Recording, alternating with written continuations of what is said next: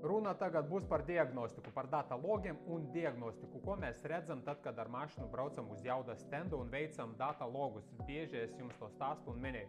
Tagad bija 2 Mercedesi redzēt iepriekšējos videos, tagad parādīsim no tiem Mercedesiem un vēl šodien mašīna bija uz jaudas stenda, nefilmējam viņu, bet paņemam data logus. Parādīšu, paskaidrošu drusku īsi, kā tas notiek, ko mēs redzam saistībā ar data logiem. Tātad data logi ir līdzīgi tas pats, kas diagnostika, bet padziļināta diagnostika, kad tu ielīdi iekšā dzinēja un redzi visus parametrus, kā visi sensori strādā, turbīnas, spiedieni, reikas, sprauslas, temperatūras, ekoloģija, kā strādā, kas tagad ir ļoti aktuāli.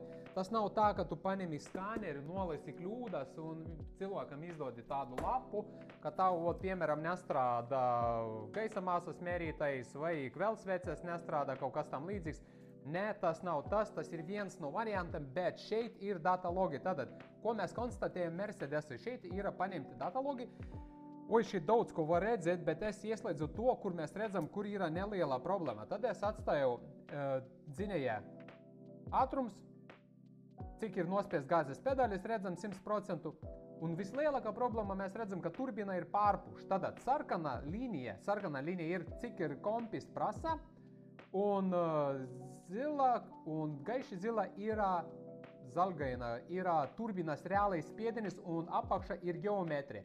Tātad mēs redzam, ka no apakšas prasa turbīna 1,5 bāra pie 2700 apgriezienu. Mēs redzam, pedālis pilnībā ir nospiest 100%.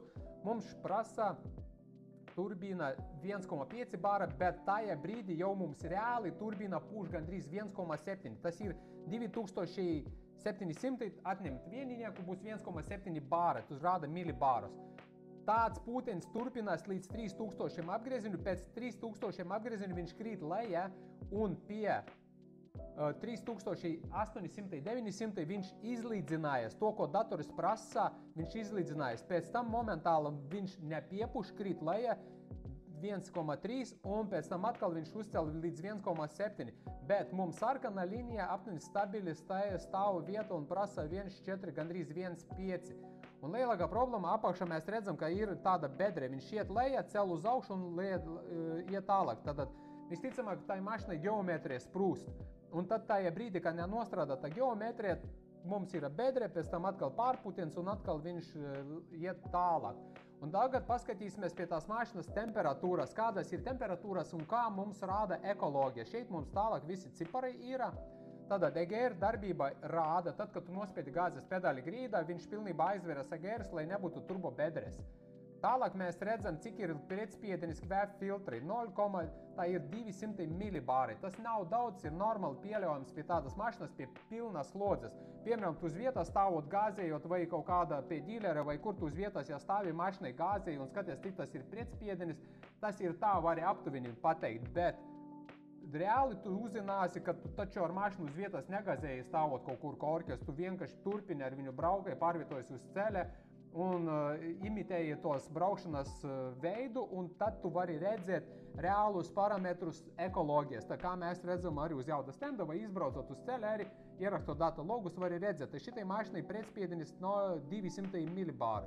Tālāk viņam pēdējā reģenerācija bija notikusi pirms 248 km, tātad sodri 0,86 grāmi, 0,86 grāmi. Tas arī viss ir ok. Tātad tālāk aiziesim līdz temperatūra. Mēs redzam, ka temperatūra viņš sasniedz 690, 680.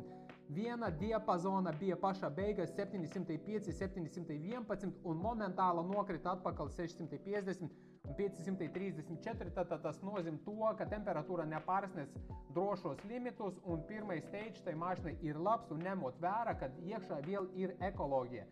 Nebūtu ekoloģijas, tad temperatūra vēl būtu zemākā.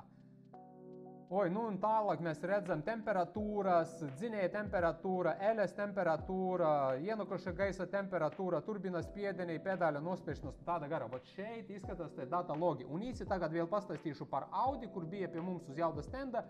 Bija čipota pirms 3 gadiem, 300 zirgu un pāri 600 griezes moments, ļoti labs rezultāts. Tagad cilvēks jūt kaut kāds noplūde, gaisa plūsmas bišķiņ izmaiņas un ne tāda jauda, kā vajadzētu būt.